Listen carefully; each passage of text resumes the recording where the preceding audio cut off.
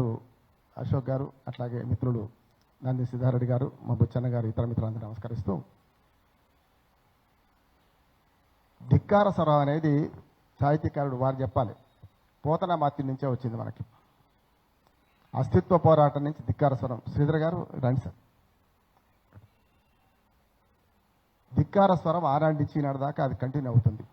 తరాలు మారినా, రాజకీయాలు మారినా, రాజ్యాలు మారినా, కొమరం భీము తర్వాత వచ్చినాడు, సమ్మక్క సారక్క కాకతీయులను ఎదిరించింది.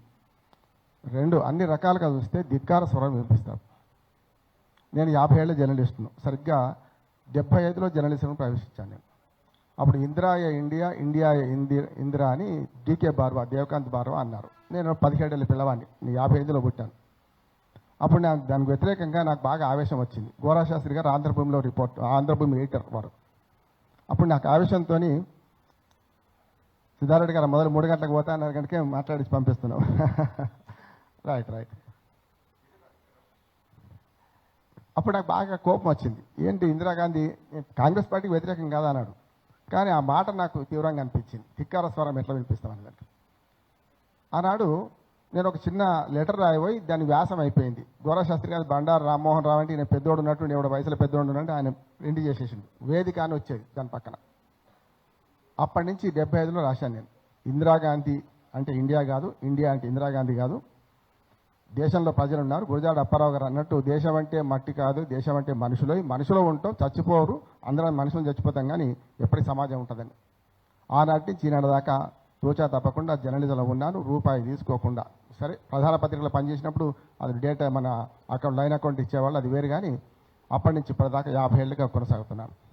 మా విజయ్ అట్లాగే శివారెడ్డి గారు ఒక మాట చెప్పగా నాకు అనిపించింది, స్వతంత్ర జర్నలిస్ట్ ఎంతమంది ఉందో చూద్దామని వచ్చాను. నాకు నిరాశ కలిగింది, కానీ ప్రయత్నం మంచిది అంటున్నాను శివారెడ్డి గారు. సమస్య లేదు. అంటే స్వతంత్ర వ్యక్తిత్వం గల జర్నలిస్టులు మరి లేరా, కొరవైనరా, ఎందుకు రావడం లేదు అంటే మనం ఊడిగం చేస్తున్నాం అంటున్నాను. స్పష్టంగా చెప్తున్నాను. నేను నా గ్రామము, నా మండలము, నా జిల్లా, నా రాష్ట్రము, నా దేశము, నా ప్రపంచం, నేను విశ్వనరుణ్ణి నేను అని మనకు గుర్రం జాషువా గారు అన్నారు. అక్కడ దాకా పోదాం. కానీ మొదలైతే నేను నా కుటుంబము, నా మండలం, నా జిల్లా వస్తుంది కదా. అందుకని నేను తెలంగాణవాదిని అంటున్నాను. ఇంతకుముందుగా చాలా ఉదాహరణలు చెప్పారు సిద్ధారెడ్డి గారు. నేను ఒక 2 చెప్తాను. ఒక సమస్య వచ్చింది, పార్టీ దాన్ని పక్కన పెడదాం. కేటీఆర్ లోకలా, లోకేష్ లోకలా అన్నప్పుడు కేటీఆర్ లోకలు, లోకేష్ కాదన్న. ఇక్కడ చదువుకోండి, ఇక్కడ ఉన్నాడు కదా అంటే కాదు, సమస్య లేదు, ఆయన గెస్టు, ఇక్కడ గెస్టు, ఈయన అక్కడ గెస్టు, రాజకీయంగా అని మాట్లాడినా. ఇవాళ 3 రకాలుగా ఆధిపత్య ధోరణి మన మీద కొనసాగుతుంది. జర్నలిస్టులకు మనం అందరూ ఆలోచించాలి. రోజు నేను టీవీ ఛానల్ కనపడతాను, దాదాపు ఇప్పుడు వచ్చినాక కూడా 10 ఫోన్లు వచ్చినాయి. నేను స్వతంత్రంగా నా అభిప్రాయాలు వ్యక్తం చేస్తుంది, పిలిస్తేనే పిలుస్తా, లేకపోతే నేను రానంటాను. నేను స్పష్టంగా, ప్రకాష్ రెడ్డి గారు తెలుసు, బాలాజీ గారు తెలుసు, స్పష్టంగా. ఏమైనా కానీ బీజేపీని అంట, కాంగ్రెస్ని అంట, తెలుగుదేశం అంట, టీఆర్ఎస్ని కూడా అంట, సమస్య లేదు. కానీ సమస్య ఎక్కడ వస్తుందంటే ఇవాళ స్వతంత్ర జర్నలిస్టులు మెల్లమెల్లగా కనుమరుగు అవుతున్నామా అనిపిస్తుంది, నాకు బాధ అనిపిస్తుంది. అంటే 4 వృత్తులు ప్రధానమైనవి, స్వతంత్రమైనవి కూడా. వ్యవసాయం ఉందనుకోండి, వ్యవసాయదారుడు ఎప్పుడు కూడా నా ఇష్టం ఉంటే వ్యవసాయం చేస్తా, లేకుంటే క్రాప్ హాలిడే ప్రకటిస్తా అంటాడు. అంతకంటే స్వతంత్ర వృత్తి ఇంకోటి లేదు. అది నాకు వ్యవసాయం ఉన్నది. రెండోది న్యాయవాద వృత్తి, నేను న్యాయవాదిని కూడా. న్యాయవాద వృత్తి కూడా అన్యాయవాదనలే, నా ఇష్టం ఉంటే కేసు పట్టుకుంటే లేకపోతే విడిచిపెడతా, వద్దంట. మూడోది మనకు రాజకీయంలో నా ఇష్టం ఉంటే పార్టీలో ఉంటా, లేకపోతే లేదు, పార్టీని వ్యతిరేకించి పోవచ్చు. రాజకీయం కూడా స్వతంత్రమైంది. 4వది అన్నిటికంటే మన జర్నలిజంలో మనం రాసే రాతల ప్రభావం మీద చూపెడితే సమాజం మీద కనుక మనం రాసేటప్పుడు చాలా జాగ్రత్తగా ఉండాలి. అందుకని ఇవాళ మన తెలంగాణ అస్తిత్వ పోరాటంలో పరాయీకరణ జరుగుతుంది మెల్లమెల్లగా. అందుకని సీట్లు ఖాళీ ఉన్నాయి. స్పష్టంగా చెప్తున్నాను.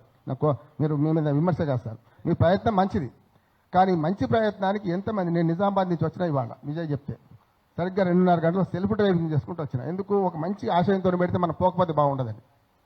ఎందుకు పరాయీకరణ జరుగుతుంది అంటే, ఇంతకుముందు సిద్ధారెడ్డి గారు చాలా ఉదాహరణలు చెప్పిండు కదా, నేను మాట చెప్తాను. ఇలా విగ్రహాలు పెట్టే కాడ పరాయీకరణ జరుగుతుంది. అంటే రాజకీయ పరాయీకరణ, సాంస్కృతిక పరాయీకరణ, సాహిత్య పరాయీకరణ, ఆఖరికి నువ్వెవడు మాట్లాడుతేందుకు మా రాష్ట్రం గురించి అనే పరాయీకరణ కూడా జరుగుతుంది. మేము ఇక్కడ ఉండాం, మేము చేస్తామనే మాట జరుగుతుంది. నేను ఆధిపత్య ధోరణికి వ్యతిరేకం. మొదలు సిద్ధారెడ్డి గారు అన్నట్టు మనకు పోతనా మాత్రం మనకు ఆదర్శం. నా పడుపు కూటికి నా కవితా కన్యకను అమ్ముకోను అన్నట్లే, అది ధిక్కార స్వరం అంటున్నాను. రాజుకు బానిస అయి ఉండను, నా కవిత్వాన్ని నేను అమ్ముకోనని. ఆ పడుపు కూడా తిననని. ఇవాటి కూడా తెలంగాణ అస్తిత్వానికి సెంటిమెంట్కు తేడా తెలుస్తలేదు మన వాళ్ళకి చాలామందికి. చాలా నేను వింటున్నాను, అస్తిత్వం అంటే సెంటిమెంటే అనుకుంటున్నారు, అది వేరు. సెంటిమెంట్ అనేది పోయింది, సెంటిమెంటే లేదు, అస్తిత్వమే కరెక్ట్. అస్తిత్వ ఐడెంటిటీ, నేను తెలంగాణ వాడిని. తెలంగాణ అస్తిత్వానికి వేలేళ్ళ చరిత్ర ఉంది, వందలేళ్ళు కాదు. మన బక్కి నరసింహులు గారు మాట్లాడతారు, తెలుగుదేశం పక్కన పెడదాం, ఆయన లేని లేదంటాడు. చేసిన ఒక వ్యాసం రాసిన, ఒక 4 వీడియోలు చేసిన. అట్లానే నీ అయ్య జాగిరా అన్నాడు పవన్ కళ్యాణ్, సమస్య లేదు మా అయ్య జాగిరే పొమ్మన్నా.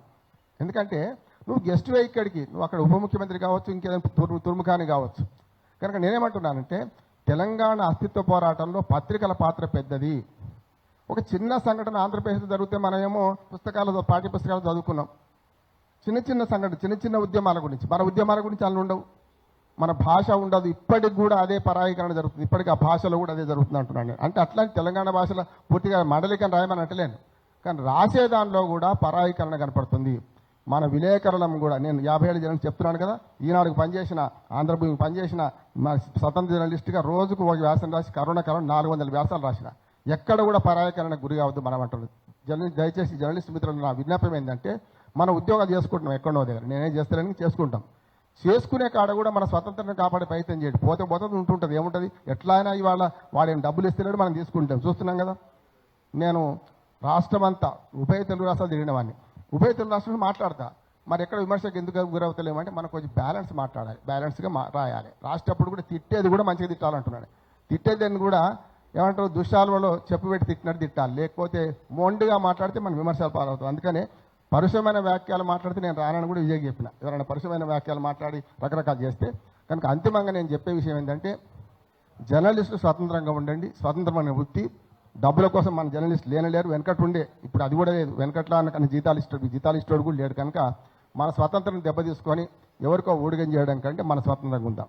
దానివల్ల ఏమైందంటే మన భావాలు ప్రజల్లోకి పోతాయి, అందరూ ఆదరిస్తారు. ఇవాళ కాకపోతే రేపు కాకుండా ఎల్లుండి ఆదరిస్తారు.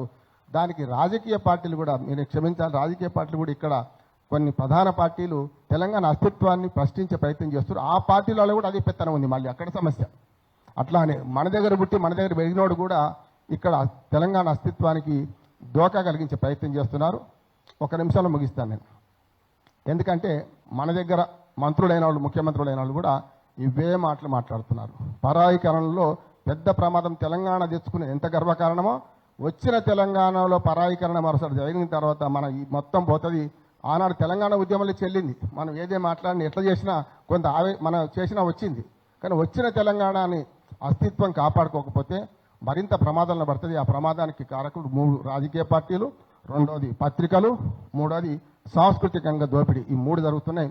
వీటిని అధిగమించి మనం ముందుకెళ్ళాలి. దానికి మన రాతల ద్వారా చైతన్యం చేయాలి. పత్రిక ఒక్కటున్న 10,000 సైన్యం అన్నారు నాల వెంకటేశ్వరరావు గారు. ఖచ్చితంగా పత్రికలు కాకపోతే సోషల్ మీడియా ఉంది మనకు బ్రహ్మాండంగా, నష్టమే ఉన్నది. ప్రధాన పత్రిక కూడా 10 రాకపోతే రాకపోయింది, మన పని మనం చేసుకుంటూ పోవాలి. జర్నలిస్ట్ మిత్రులందరికీ నా విజ్ఞాపన, తెలంగాణ అస్తిత్వాన్ని కాపాడండి, అస్తిత్వ పోరాటం చేయండి, మన అస్తిత్వాన్ని మిగిల్చుకుందాం విజ్ఞప్తి చేస్తాను. నమస్కారం. Thank you sir. బంటు కనకదుర్గ మేడం నెక్స్ట్ మాట్లాడతారు. మేడం విద్యావేత్త, ప్రొఫెసర్, పేపర్లలో ఆర్టికల్స్ రాస్తూ ఉంటారు. తెలంగాణ